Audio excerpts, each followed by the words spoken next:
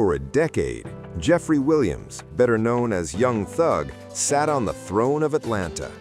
He wasn't just a rapper, he was a revolutionary. He changed the sound of trap music. He wore dresses on album covers. He built an empire called YSL, Young Stoner Life.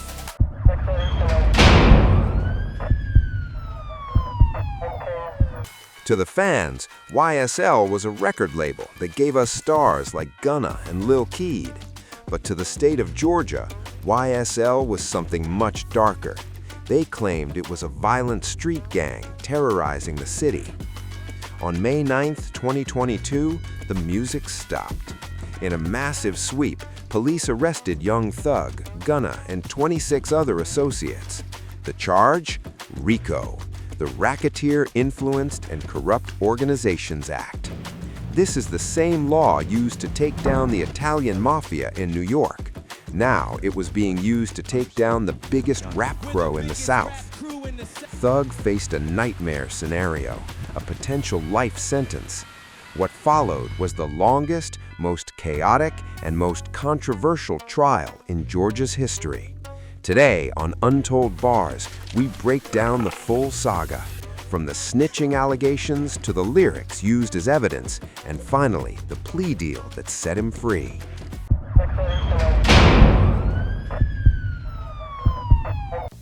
To understand the danger Young Thug was in, you have to understand RICO. Normally, if a gang member commits a crime, only he goes to jail. But under RICO, if you are the leader of the organization, you can be charged for crimes your employees committed, even if you weren't there. The prosecution painted Young Thug as the King Snake. They alleged that he rented the cars used in drive-by shootings. They claimed he gave the orders. The center of the case was the 2015 murder of Donovan "Nut" Thomas, a rival gang leader. Prosecutors argued that Young Thug rented the Infiniti sedan used in the hit. They didn't just arrest him for rapping, they arrested him for running a criminal enterprise. Thug was denied bond again and again. While the world moved on, he sat in a concrete cell for over 900 days, watching his empire crumble from the inside.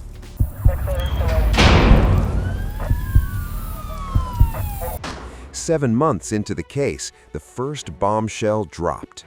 Gunna, YSL's second biggest star, walked free. He took what is called an Alford plea. This means he maintained his innocence, but admitted that the state had enough evidence to convict him. But here's the catch.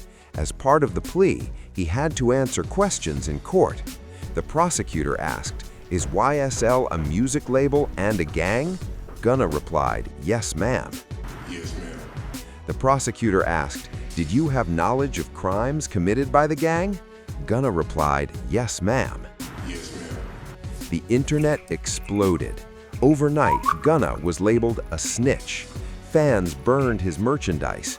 Rappers like Lil Durk and Lil Baby unfollowed him. The debate raged on. Did Gunna betray Thug to save himself? Gunna's lawyers insisted that his statement couldn't be used against Thug, but in the court of public opinion, the damage was done. Gunna was free, and Thug was left alone to face the music.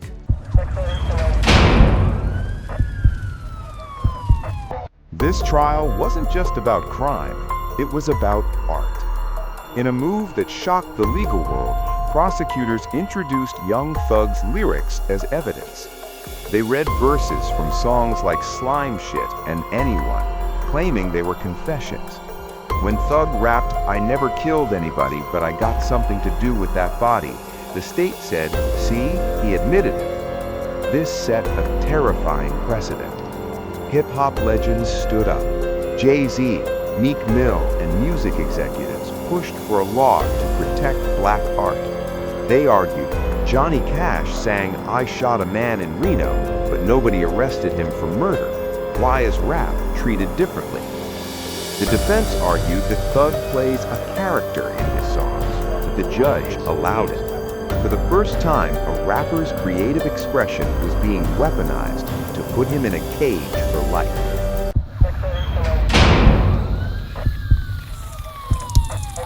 If the charges were serious, the trial itself was a comedy. It was a circus. It took 10 months just to pick a jury. Once it started, it went off the rails. One witness, Lil Woody, became a social media star for his bizarre behavior on the stand, answering questions with "I don't recall" or talking about his love for beans. Then, tragedy struck. Thug's lawyer was arrested for contempt of court. Then, a deputy was caught smuggling drugs to a defendant. And finally, the judge himself, Judge Glanville, was removed from the case for holding a secret, improper meeting with a witness. It was chaos. It was the longest trial in Georgia history. It was costing taxpayers millions. The system was breaking. And in the middle of it all, young Thug sat silently, wearing sweaters, looking tired. The king snake was exhausted.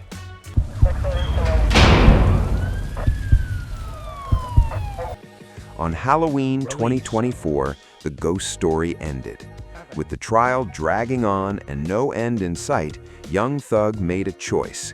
He accepted a non-negotiated plea deal. He pleaded guilty to gang, drug, and gun charges. He stood up and took responsibility, telling the judge, "I am a good guy with a good heart. I was just nice to the wrong people."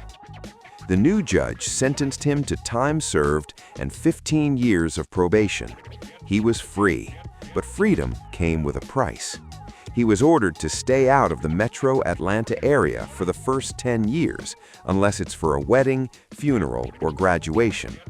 He must do community service, and most painfully, he is forbidden from contacting his co-defendants. That includes Gunna. The duo that ran the rap game can legally never speak again.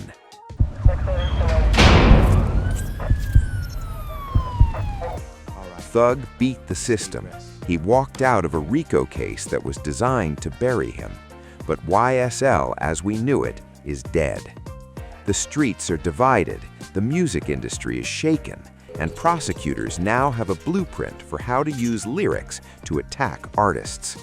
Thug is free, but he returns to a different world, a world where his friends are gone, his crew is split, and he has to rebuild his empire from scratch.